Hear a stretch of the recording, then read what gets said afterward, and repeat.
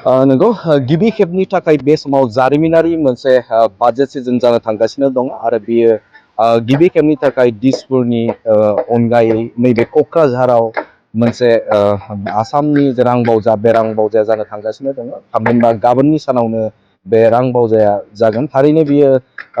जोंनि बिटिसि ओनसोलनि थाखाय आरो बर' माहारिनि थाखाय जोबोदनो बे गोजोनथाव खौरां मानोना गिबि खेबनि थाखाय मोनसे जारिमिनारि जे बाजेट सिजन बेयो आसामनि थाखाय आरो हादरनि थाखायनो मोनसे मख'जाथाव जारिमिनारि सान जानो थांगासिनो दङ आसामनि जारिमिन आरो बिटिआरनि जारिमिनाव गाबोननि सानाव जे खुंजागोन आसामनि जे बाजेट जथुमा आरो बेनिनो गोबां हाबाफारि थामहिनबा बे समाव जाखिनि प्रिपारेसन खालामनांगौ बेनि हाबाफारि बे हाबाफारिया दासान्दि सोलिबाय दङ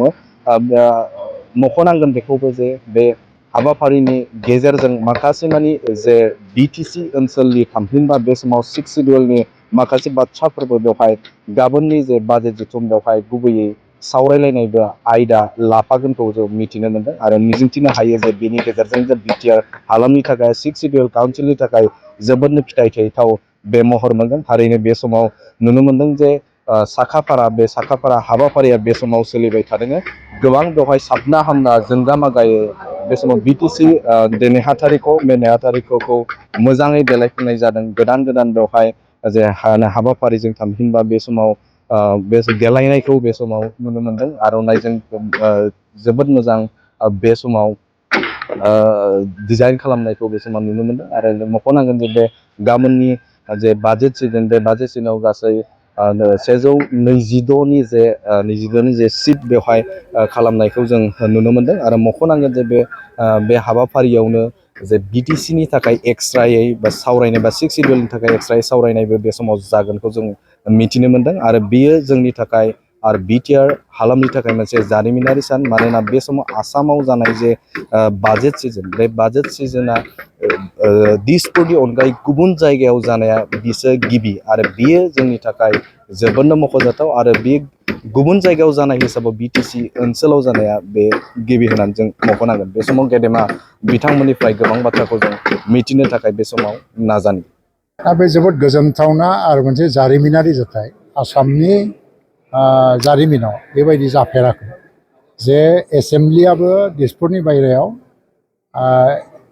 आसामनि एसेम्ब्लि हलनि बायह्रायाव बहाबा जानो हायो बेबायदि सानफेराखैमोन नाथाय डक्टर हिमन्त बिश्व शर्मानि मोनसे गोदान नोजोरजों जे डेम'क्रेसि एट इयर डर स्टेप नोंथांनि दरजा मोखाङावनो गणतन्त्र बे मोनसे सान्थौजों बिथाङा बे हाबाफारिखौ लादों आरो आसामनि बिधान सभानि जे स्पिकार बिश्वजित दैमारि बिथाङाबो बे बिथिङाव बावहाय जि एसेम्ब्लि सेसन बेखौ बानायनायनि थाखाय बिथाङाबो जोबोद हाबाफारि बा गोसो होनानै मोनसे थांखियाव फैदों थ' गाबोन जि एसेम्ब्लि सेसन जागोन बेवहाय गभर्नर एड्रेस जागोन गभर्नमेन्टनि हाबा मावनायनि सायाव लोगोसे मसन अफ थेंक्स बा बेबायदि मोनसे मसन बाहाय मुभ खालामनाय जागोन गभर्नमेन्टनिफ्राय खिन्थु बिनि सायाव डिसकासन जानाय नङा मोनसेबा मोननै बिल हयथ'बा इन्ट्रडिउस जानो हागौ बिनि सायावबो डिसकासन जानाय नङा 6 सिडिउल एरिया खुंथायनि सायाव एसे डिसकासन जानायनि बाथ्रा दङ जे आगोलाव फोसावनाय बा मिथिहोनाय बायदियैबा बेबायदियैनो गाबोननि जि एसेम्ब्लि सेसन बावहाय बे जोबनानै थांगोन भारतनि खुनु रायजोआवनो बेबायदि जाथाय जाफेराखै जे एसेम्ब्लि सेसना हेडक्वार्टारनि बायह्रायाव थांनानैबो जानो हायो दिनै भारतनि प्रधान मन्त्रि नरेन्द्र मदिया टुइट खालामनानै बिनि सोमोन्दै जोबोद मोजां बाथ्रा बुंदों आरो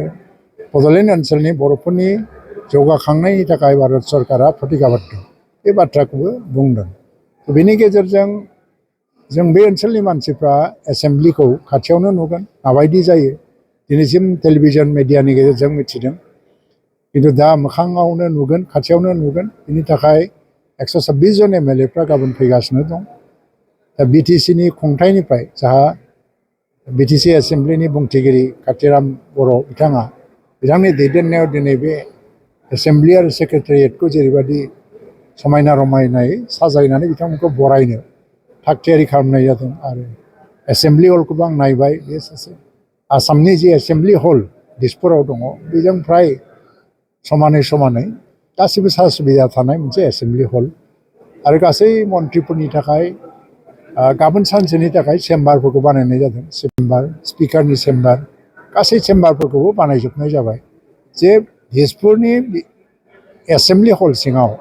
मन्थ्रि चिफ मिनिस्टार मन्थ्रि एमएलए आरो गभर्नर बिथांमोननि थाखाय जि सा सुबिदा थायो गासै सा सुबिदाखौ बाहाय बानायजोब्बाय। थ' गाबोन सानसे बिटिआर ओनसोला नुनो मोनगोन जे आसामनि एसेम्बलिया बोरै सोलियो आरो बिनि दारै जोंनि रायजोआव एसेम्बलिनि फारसे जि मोनसे गोरोन्थि साननाय दङ एबा मोनसे फोथायनायखौ लानानै गोनो गोथो दङ बे रोखासिन जागोन, गोख्रोंसिनै फोथायनो हमगोन आरो एसेम्बलियाबो जे रायजो राजानि खाथियाव फैनो हायो बेनि मोनसे फोथायनाय रायजोफोरनि गेजेराव फैगोन। मा आयदाखौ लानानै सावरायनायनि आयदाया आं दहाय बुंनायानो गभर्नर एड्रेस जागोन आरो बेनि सायाव डिसकासना दिसपुराव जाहैफिनगोन। नाथाय मसन अफ थेंक्स गभर्नर एड्रेसनि सायाव हयथ'बा मुभ खालामनाय जागोन। मोननैसो बिल थिखांनो हागौ बेखौ आं दिनै बुंनो हाया आरो 6 सिडुल एरियानि खुंथायखौ लानानै सावरायनायनि मोनसे आयदा दङमोन जुदि समा जेबो उसुबिदा खालामाबा बे एजेन्डायाव दङ। स' बेबो मोनसे जेनेरेल डिसकासन जागोन। बेनि उनावहाय गाबोननि हाबाफारिया बेवहाय जोबनानै थाङो। क'क्राझाराव बिटिसिनि थाखाय माबा मोनसे मोजां दा बे एसेम्बलि सेसनसो बे केबिनेटआवसो डेभेलपमेन्ट बा इनफ्रास्ट्राक्चार बायदिसिनानि बाथ्राफोरखौ केबिनेट डिसिसनजोंसो फोसावनाय जायो। एसेम्बलिया बे मोनसे जेनेरेल स्टेटनि एसेम्बलि आरो बेवहाय स्टेटनि इस्युफोरखौ रायज्लायनाय जायो। बे चिफ मिनिस्टारा जुदि माबाफोर साननानै दंबा बे बिथांनि खोथा आं बेखौ बुंला आरो। दा फुंनिफ्राय माने दिसपुरनिफ्राय बिसोरो ग्रिन बासजों फैगोन जि माने क्लिन एनार्जिजों खारनाय बास इलेक्ट्रिक बास आरो फैनानै पाठसालायाव ब्रेकफास्ट जानायनि खोथा बेनिफ्राय बाहाय हयथ'बा 10टानिफ्राय 11टानि गेजेराव सफैनायखौ आरम्भ खालामगोन। आं गार्जेन मिनिस्टार हिसाबैसो बावहाय मोनसे दायित्व दङ बरायनांगौ बे हिसाबै आं फैनानै थाफैदों नङाबा आंबो बासावनो फैनो गोनांमोन आरो गिबि मन्थ्रिया हयथ' दिनैनो फैखानोबो हायो नङाबा गाबोन फुङाव बेखौ जों रावबो बुंनो हाया खिन्थु गभर्नरा अलरेडि दंफैयो। थ' जों रिसिभ खालामगोन आरो गभर्नर एड्रेस जोबनाय लोगो लोगो ब्रेक जागोन आरो बेनि उनाव जिरायफिनगोन आरो गभर्नरा बिदाय लागोन आरो जोङो माखासे खामानिखौ जि सेसननि आद्रा थानाय बाहागो बेखौ जों फोजोबनानै बेनिफ्राय बिदाय लागोन। बेयो जोंनि थाखाय जोबोद रंजाथाव बाथ्रा। मानो होननानै बुङोब्ला भारतआव उदांस्रि जानायनि उनाव आसामा मोनसे आलादा रायजो जानायनि उनाव बियो गिबि खेबनि थाखाय आसामनि राजथावनि दिसपुर बे दिसपुरनि बाहेराव गाबोनो जोंनि जि बिटिआर बे बिटिआर रिजननि जि BTCLA बेवहाय जोंहा जिहेतु एसेम्बलि हल दङ बे एसेम्बलि हलाव गिबि खेबनि थाखाय आसाम एसेम्बलिनि जि बाजेट सेसन रां बावजा 2025 आरो 2026 मायथाइनि जि रां बावजानि गिबि सान बे गिबि साना बेवहाय जानो थांगासिनो दङ। दा बेनिखायनो दिनै जों गासैबो गाबोननि सानखौ नेगासिनो दोङो आरो गाबोननि थाखाय दिनै बेनि जि मोनसे साखाफारा जानांगौ बेनि जि मोनसे मा होनना बुंदों प्रिपारेसन बे प्रिपारेसना जोंहा कमप्लिट जाबाय। खालि गाबोनो 17 फेब्रुवारि बे 17 फेब्रुवारियाव जि सेसन बे सेसना जिरायनांगौ आरो जिरायनायखौ जोङो नेबाय थादों। जोङो